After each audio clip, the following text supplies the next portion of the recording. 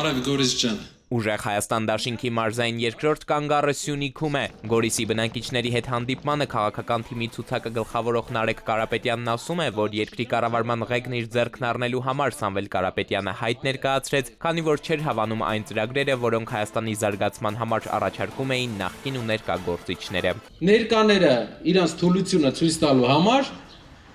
պահելու համար ասում են, որ Կարապետյանը եկել է Հայաստան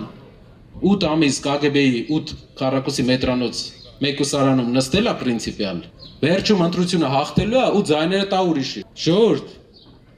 Սամվել Կարապետյանը այս ամբողջ process-ի մեջ ոնց որ պրինցիպիալ մտել է, տենց է մինչև վերջ գնալու է ու ինքն է լինելու մեր երկրի մյուս առաջնորդը, եթե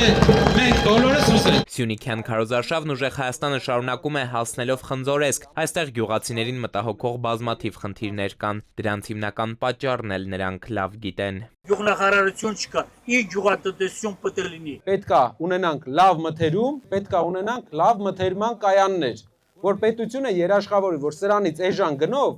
չեք վաճառելու։ Տեխնիկայի պարկ համայնքներում պետք է ձևավորվի, որը տրվի անհատույց օգտագործման։ Մինչև քաղաքական թիմը մարզային քարոզչության է, ուժեղ Հայաստան դաշինքի վարչապետի թեկնածու Սամվել Կարապետյանը, ով տնային կալանքում է, իր առանձնատանն ընդունում է ամենայն հայոց կաթողիկոսին։ Գարեգին II Սուրբ Էջմիածնի օրհնությունն է բերել նրան, բարեմաղթել տոկունությամբ ու հավատով դիմագրավել առկա դժվարություններն ու փորձությունները։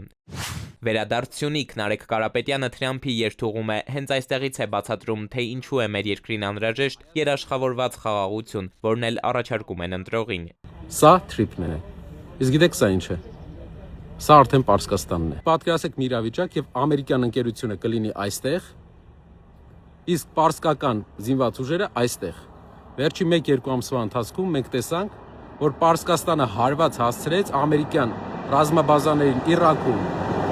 Դուբայում, Աբու Դաբիում, Քաթարում։ Ինչ կլինի ապագայում, եթե նրանց հարաբերությունները սրվեն եւ այստեղ լինի միայն ամերիկյան ընկերություն։ Ուժեղ Հայաստանը չի պատրաստվում Վաշինգտոնյան համաձայնություններից հետ կանչել հայկական ստորագրությունը, առաջարկում են պարզապես լավարկել այն, ավելի մոտեցնել հայկական շահերին։ Էդուարդ Պողոսյան, ժամը լրատվական։